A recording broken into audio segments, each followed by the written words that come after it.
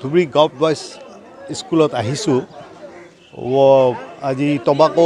নো tobacco day যিটো পালন কৰিবৰ কাৰণে উদ্দেশ্যত আহিছোঁ সেই প্ৰগ্ৰামত দুটা আঁচনি লোৱা হৈছে এই দুটা প্ৰগ্ৰামে আমি ইয়াত ছাকচেছফুলি কৰিলোঁ মোৰ লগত বাইদেউ আছিলে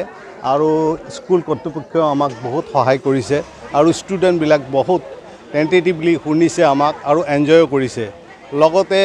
এই যিখিনি আমাৰ ডিষ্ট্ৰিক্ট লিগেল ছাৰ্ভিচ অথৰিটিৰ পৰা ফ্ৰী লিগেল এইড দিয়া হয় সেই বিষয়ে আমি সিহঁতক অৱগত কৰা হয় আৰু সচেতন কৰা হয় লগতে আমাৰ ডিষ্ট্ৰিক্ট লিগেল ছাৰ্ভিচ অথৰিটিৰ যিবিলাক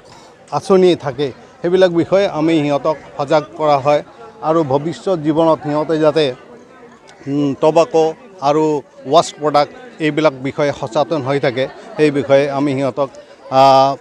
লেকচাৰ দিয়া হয় আৰু সেই বিষয়ে সিহঁতৰ লেকচাৰৰ ওপৰত ভিত্তি কৰি সিহঁতে বহুত আমাক প্ৰশ্ন আদান প্ৰদান কৰে আমি এই বিষয়ে উত্তৰ দি সিহঁতক আমি ছেটিছফাই কৰোঁ আৰু লগতে আজি আমাৰ এই প্ৰগ্ৰামত এটা ৰেলী আছে সেই ৰেলী আমি ৰেলী লৈ আগবাঢ়ি যাম আৰু ৰেলীখন চাওঁ ছাকচেছ কৰাৰ কাৰণে আমি যথেষ্ট চেষ্টাত থাকিম